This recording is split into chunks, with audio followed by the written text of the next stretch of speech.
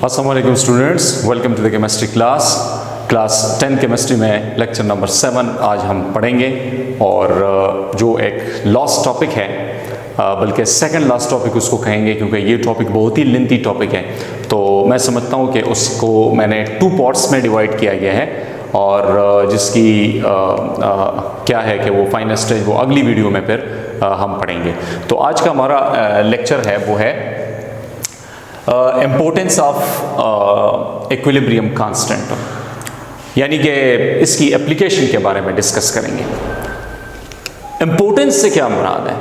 Importance कहते हैं अहमियत को कहा जाता है, यानी कि इक्विलिब्रियम कांस्टेंट की वैल्यू क्या है, इसकी अहमियत क्या है, इसकी हैसियत क्या है, यह हमें क्या चीज़ शो कर देता है।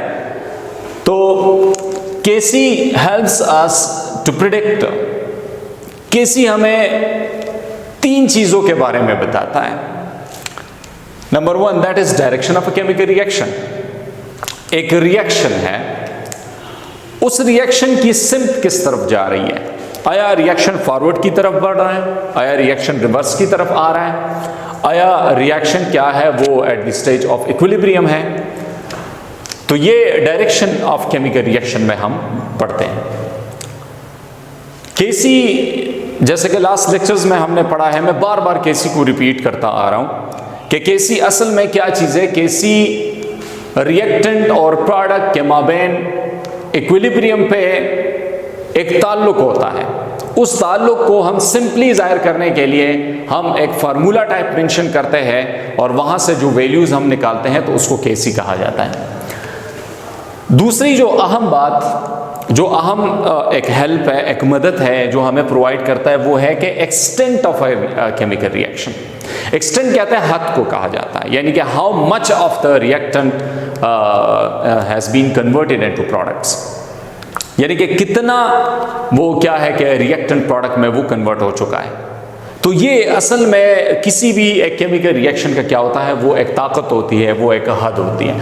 और जो तीसरा है वो है effect of external condition on the position of chemical equilibrium, यानी कि एक सिस्टम ऑलरेडी इक्विलिब्रियम में आ चुका है, तो आया अगर उस सिस्टम को किसी बैरूनी कंडीशन से वो अगर डिस्टर्ब किया जाए, लेट्स सपोज एक सिस्टम इक्विलिब्रियम में है, मैं इक्विलिब्रियम को डिस्टर्ब करने जा रहा हूँ, मैं प्रेशर बढ़ा रहा हूँ, मैं उसके वॉल्यूम में चेंजेस ला रहा हूँ, मैं उसके ऊपर क्या है वो टेम्परेचर बढ़ा रहा हूँ, घटा रहा हूँ, मैं कंसंट्रेशन ऑफ द रिएक्टेंट और प्रोडक्ट को मजीद क्या कर रहा हूँ, या इंक्रीज कर रहा हूँ या डिक्रीज कर रहा हूँ। तो कंसंट्रेशन, प्रेशर, वॉल्यूम, टेम्परेचर, ये सारी की सारी क्या है वो कंडीशंस होते हैं। ये ऐसे फैक्टर्स हैं, अगर इसकी मदद से हम किसी भी इक्विलिब्रियम में चेंज लाना चाहते हैं तो हम कहेंगे क्या कि इफेक्ट ऑफ एक्सटर्नल कंडीशंस। यही प्रेशर, टेम्परेचर, वॉल्यूम, ये जो चीज़ें हैं ये एक्सटर्नल कंडीशन है, और केमिकल इक्विलिब्रियम पे इसके क्या असरात होंगे। तो इसको सिंपली लिचेट प्रिंसिपल भी कहा जाता है, ये फिर हम अगली वीडियो में पढ़ेंगे। आज सिर्फ और सिर्फ हमारा टॉपिक क्या होगा, वो है direction of a chemical reaction, यानी कि केसी हमें डायरेक्शन के बारे में बताता है। तो direction of a chemical reaction यहां पर मैंने लिखा है can be calculated from product reactant ratio at any specific time, at any specific time, at any particular time, यानी कि केसी क्या है वो तो एक रेशो होती है। इसी तरह यहां पर मैं 2 चीजें मेंशन करने जा रहा हूं, आपको इस टॉपिक के ऊपर बहुत ही समझ आ जाएगा। देखिए, किसी भी कीमियाई रिएक्शन जो एक रिवर्सिबल टाइप रिएक्शन होता है, हम उस रिएक्शन की सिम्त या डायरेक्शन को मालूम करते हैं, लेकिन किस चीज़ से? हम सिर्फ प्रोडक्ट और रिएक्टेंट के रेशो से मालूम करते हैं, इन दोनों के ताल्लुक से उसको मालूम किया जाता है। लेकिन यहां पर मैंने सबसे अहम बात लिखी है वो ये है कि 2 चीजें हैं, एक है क्यूसी है, एक को कहा जाता है केसी। इन दोनों में फर्क क्या है? देखिए, क्यूसी को कहा जाता है रिएक्शन कोशेंट और केसी को कहता है इक्विलिब्रियम कांस्टेंट। लेकिन क्यूसी ये वो रेशो होती है जब कोई सिस्टम इक्विलिब्रियम में नहीं आता। मतलब यह है कि एक सिस्टम अगर इक्विलिब्रियम पे नहीं पहुंचा है तो उससे पहले यानी कि पहली हालत को जाहिर करने के लिए हम क्यूसी वो लिखते हैं। तो क्यूसी से क्या मुराद है? जब एक सिस्टम इक्विलिब्रियम में नहीं होता, अब उस स्टेज पे जो रिएक्टेंट और प्रोडक्ट की मिकदार का आपस में जो ताल्लुक होता है उसको क्यूसी कहा जाता है। केसी वो स्टेज होता है जब क्या है, टाइम खत्म हो जाता है और एक सिस्टम इक्विलिब्रियम पे आ पहुंचता है। तो केसी ये वो वैल्यू होगी जो एक सिस्टम ऑलरेडी इक्विलिब्रियम पे आ चुका है। एक सिस्टम इक्विलिब्रियम में नहीं आया तो उसका प्रोडक्ट और रिएक्टेंट की रेशो को निकालने के लिए हम क्या चीज लगाते हैं, हम फिर केसी क्यूसी के बारे में ही डिस्कस करते हैं। सो क्यूसी ये वो स्टेज है जिस पर इक्विलिब्रियम नहीं आ पहुंचा है, और केसी ये वो स्टेज है जो कि सिस्टम इक्विलिब्रियम में चला गया है। तो यहां मैंने यहां पर लिखा है कि रेशो प्रेडिक्ट फॉलोइंग 3 पॉसिबिलिटीज, यानी कि इन दोनों के आपस में जो ताल्लुकात है यह हमें 3 किस्म की वो क्या है वो बातें बताता है। लेकिन ये बात भी आपने नोट करनी है कि जब हम क्यूसी की वैल्यू निकालते हैं और केसी की वैल्यू निकालते हैं तो इन दोनों का निकालने का जो तरीका है, जो तरीक़ाकार है वो सेम होता है। क्यूसी की वैल्यू निकालने के लिए और केसी की वैल्यू निकालने के लिए दोनों का तरीक़ाकार सेम होता है। लेकिन इसमें यह बात नोट करनी है कि केसी सिर्फ और सिर्फ टेम्परेचर पे ही डिपेंडेंट है, टेम्परेचर डिपेंडेंट वैल्यू होती है। ठीक हो गया। हर सिस्टम का अपना एक खास टेम्परेचर होता है, एक खास टेम्परेचर पे यह इक्विलिब्रियम तक पहुंच जाता है। लेकिन QC वो दोनों चीजों पे डिपेंडेंट है, और KC हमारे पास क्या है, वो एक कांस्टेंट रेशो होती है, ये है कांस्टेंट रेशो। जबकि QC ये डिपेंडेंट है कंसंट्रेशन पे भी डिपेंडेंट है, dependent on concentration and plus उसके बाद क्या है कि कंसंट्रेशन के साथ साथ नो कांस्टेंट, यानी कि ये कांस्टेंट नहीं होता, नॉट कांस्टेंट क्वांटिटी या एक रेशो। QC कांस्टेंट नहीं होती, जबकि KC ये क्या है, ये कांस्टेंट रेशो होती है। लेट्स सपोज एक रिएक्शन हम स्टार्ट करवाते हैं तो 5 सेकंड गुजरने के बाद वो रिएक्शन इक्विलिब्रियम पे चला जाता है। अब इक्विलिब्रियम पे मौजूद रिएक्टेंट और प्रोडक्ट की मिकदार का आपस में जब हम ताल्लुक मालूम करते हैं तो उसको KC कहा जाता है, इसी 5 सेकंड के इख्तिताम पर। लेकिन अगर हम ये कहें कि किसी एक ख़ास टाइम पे मालूम करते हैं, यानी कि अगर मैं ये कहूँ कि मैं 3 सेकंड्स पे प्रोडक्ट और रिएक्टेंट की आपस में ताल्लुक को मैं मालूम करने जा रहा हूं, तो ये 3 सेकंड्स के ऊपर सिस्टम इक्विलिब्रियम में नहीं आया है, क्योंकि सिस्टम तब इक्विलिब्रियम में आता है जब 5 सेकंड गुजर जाते हैं। तो 3 सेकंड्स के ऊपर या 2 सेकंड के ऊपर एक सिस्टम है, उसकी प्रोडक्ट और रिएक्टेंट की रेशो को मालूम करना उसे कहा जाता है QC। ठीक हो गया। अब यहां पर मैं एक मिसाल भी दूंगा और इस मिसाल से आपको वाज़ेह तौर पर पता क्या है वो मालूम हो जाएगा कि QC क्या है और KC क्या है।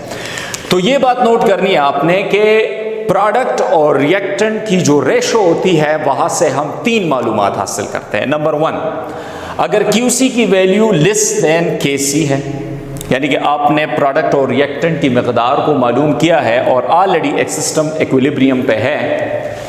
ठीक हो गया। यानी कि मैं यहां पर एक इक्वेशन लिखूं, इक्वेशन कुछ इस टाइप का होगा। लेट्स सपोज एक सिस्टम है, लेट्स सपोज ये एक सिस्टम है, इसकी KC की वैल्यू हमारे पास क्या है, वो 4 है। ठीक हो गया। अगर ये 4 है और कहते हैं जो QC की वैल्यू होती है वो आप कंसंट्रेशन से ही मालूम करते हैं, या इसकी कंसंट्रेशन दी जाती है, इसकी, और आपके पास QC की वैल्यू आ गई, वो है QC की वैल्यू आ गई 8 आ गई। ठीक हो गया। तो QC की वैल्यू ज्यादा क्यों आई है, वजह क्या है, QC की वैल्यू ज्यादा क्यों आई है? QC की वैल्यू ज्यादा तब आती है जब आपके पास प्रोडक्ट की मिकदार ज्यादा हो और रिएक्टेंट की मिकदार क्या हो, वो कम हो। अगर प्रोडक्ट की मिकदार ज्यादा है, रिएक्टेंट की मिकदार कम है, तो जाहिरी बात है कि फिर डायरेक्शन ऑफ रिएक्शन रिवर्स की तरफ होगा। यानी कि मैं इस ग्राफ से आपको मैं जाहिर करने जा रहा हूं। द फर्स्ट ऑप्शन ये है कि अगर QC की वैल्यू KC से कम आई है तो डायरेक्शन हमारे पास फॉरवर्ड होगा, ये फॉरवर्ड डायरेक्शन क्यों होता है? जैसे कि मैंने इस ग्राफ पे मेंशन है, क्यूसी की वैल्यू अगर केसी के बराबर आ जाता है तो हम समझते हैं कि ये सिस्टम इक्विलिब्रियम में आ चुका है। अगर क्यूसी की वैल्यू केसी से कम आई है, कम कब आएगी?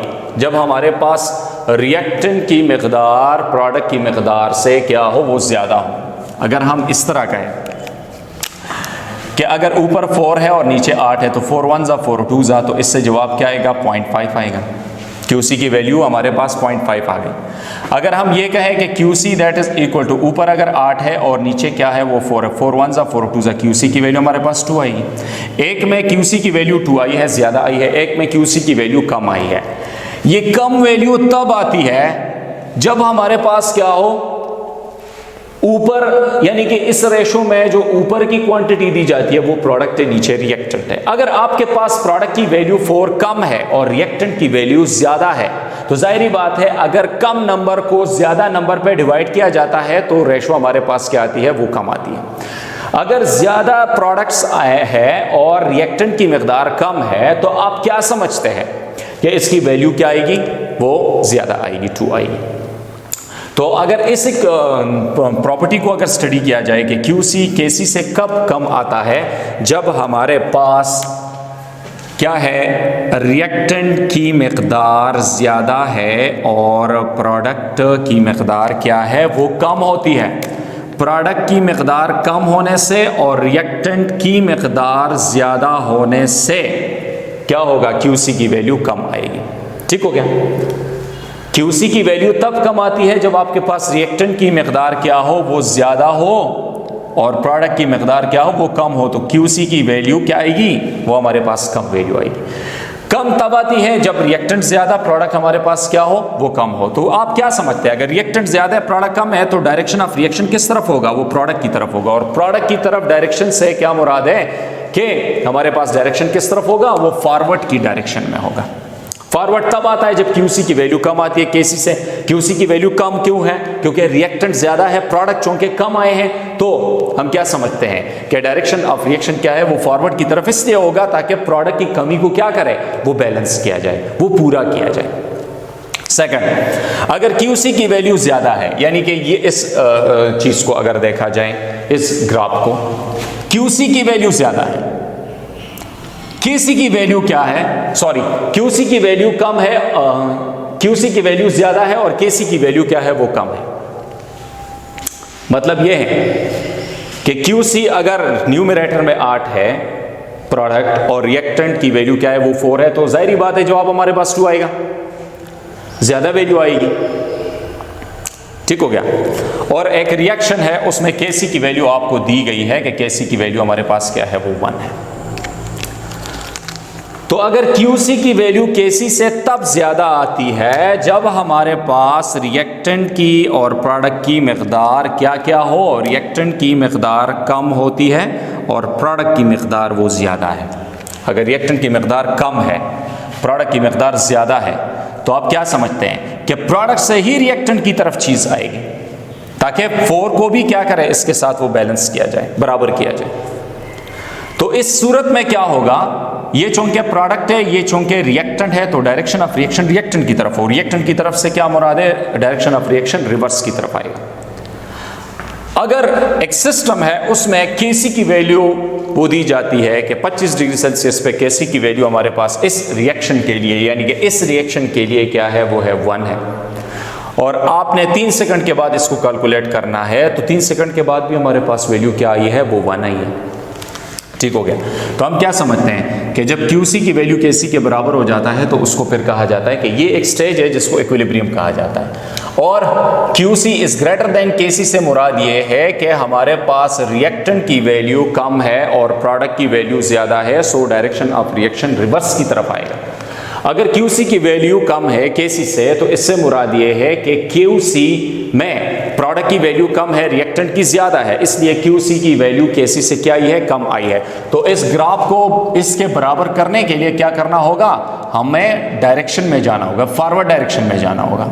अगर इस ग्राफ को इसके करीब लाना होगा तो फिर हम रिवर्स डायरेक्शन में आएंगे ताकि क्यूसी की वैल्यू को हम केसी के साथ क्या करें, वो बराबर कर सकें। तो मैं समझता हूं कि आज का टॉपिक आपको पसंद आया होगा। आज हमने सिर्फ ये टॉपिक पढ़ा है, direction of reaction, extent of a chemical reaction और effect of external condition on the position of chemical equilibrium. ये दोनों टॉपिक्स इंशाल्लाह हम कल लेक्चर में पढ़ेंगे। तो आज के लिए टॉपिक काफ़ी है, कल इंशाल्लाह नई वीडियो के साथ हाजिर होंगे। तब तक के लिए इजाज़त, अल्लाह हाफिज़।